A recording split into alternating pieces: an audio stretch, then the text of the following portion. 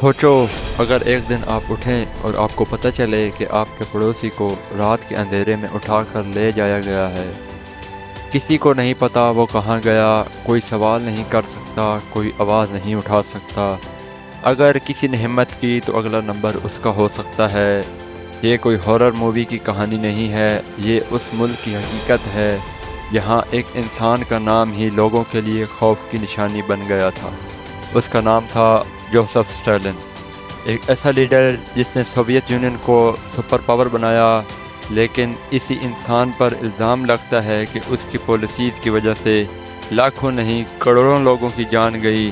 لیکن سوال یہ ہے، کیا اسٹالن پیدا ہی بے رحم ہوا تھا یا پھر دنیا نے اسے مانسٹر بنا دیا؟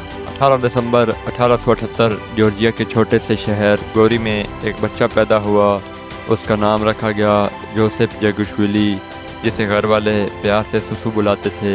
اس وقت کسی کو اندازہ بھی نہیں تھا کہ یہ چھوٹا سا بچہ ایک دن پوری دنیا کی تقدیر پر اثر ڈال دے گا۔ اسٹالن کا بچپن کسی شہزادے کی طرح نہیں گزرا۔ اس کا گھر بہت قریب تھا۔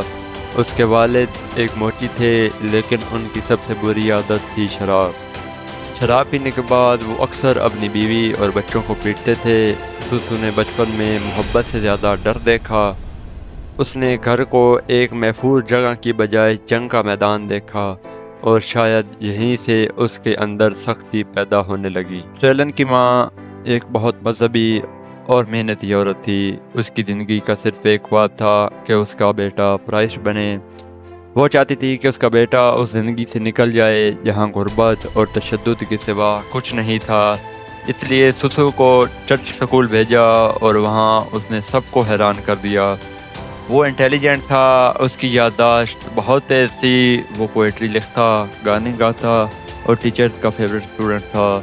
اس وقت اگر کسی نے پوچھا جاتا کہ یہ بچہ بڑا ہو کر کیا بنے گا تو شاید کوئی کہتا ایک عظیم پرائس، لیکن تقدیر نے اس کے لیے کچھ اور ہی لکھا تھا۔ سیمینری میں ڈسپلن بہت سخت تھا، اسٹوڈنٹ کو ہر بات ماننی پڑتی تھی، سوال کرنا منع تھا۔ لیکن سسو کے اندر ایک الگ ہی آگ جل رہی تھی۔ اس نے چھپ چھپ کر ایسی کتابیں پڑھنا شروع کر دی جن پر پابندی تھی۔ انہی کتابوں میں اس نے پہلی بار کارل مارکس کے آئیڈیاز پڑھے۔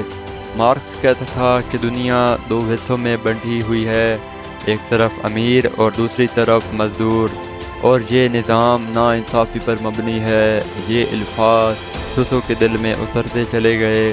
اسے لگنے لگا کہ دنیا کو بدلنے کے لیے صرف دعا نہیں بلکہ بغاوت کی ضرورت ہے۔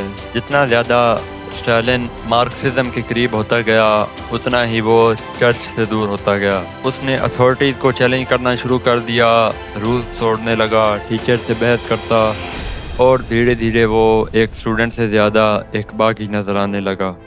آخرکار 1899 میں اسے سیمینری سے نکال دیا گیا۔ اس کی ماں کا خواب ٹوٹ گیا، لیکن دنیا کو ایک نیا اسٹالن سے ملنے والی تھی۔ اب اسٹالن نے اپنی پوری زندگی انقلاب کے نام کر دی۔ وہ انڈر گراؤنڈ گروپ میں شامل ہو گیا، سیکرٹ میٹنگ کرتا، پمفلٹ بناتا، مزدوروں کو آرگنائز کرتا اور رشین امپائر کے خلاف آواز اٹھاتا۔ پولیس اس کے پیچھے تھی، لیکن اسٹالن کو ڈر نہیں لگتا تھا۔ اسے لگتا تھا کہ وہ تاریخ بدلنے نکلنا ہے۔ اس کی زندگی اب صرف دو راستوں میں بٹی تھی، یا تو وہ مرے گا یا پھر دنیا اس کا نام یاد رکھے گی۔ پولیس نے اسٹالن کو کئی بار گرفتار کیا۔ اسے سائبیریا بھیجا گیا، جہاں برف ہی برف تھی، جہاں زندہ رہنا ہی ایک جنگ تھی۔ لیکن ہر بار اسٹالن کسی نہ کسی طرح بھاگ نکلتا۔ ہر گرفتاری نے اسے اور سخت بنایا۔ ہر مشکل نے اسے یہ یقین دلایا کہ اگر طاقت حاصل کرنی ہے تو رحم دل ہونے کی گنجائش بہت کم ہوتی ہے۔ لیکن اصلی کھیل اب شروع ہونے والا تھا۔ ایک طرف رشین امپائر ٹوٹ رہا تھا، اور دوسری طرف ولادیمیر لینن نام کا ایک انقلابی لیڈر ابھر رہا تھا۔ اور اس ہنگامے میں یہ غریب جارجین لڑکا دنیا کی سب سے طاقتور کرسی پر پہنچنے والا تھا، لیکن اس کرسی تک پہنچنے کے لیے اسے دوستی بھی قربان کرنی پڑی اور انسانیت بھی۔ پارٹ 2 میں ہم دیکھیں گے کیسے جوزف اسٹالن نے اپنی دشمنوں کو ہرایا اور سوویت یونین پر قبضہ کر لیا۔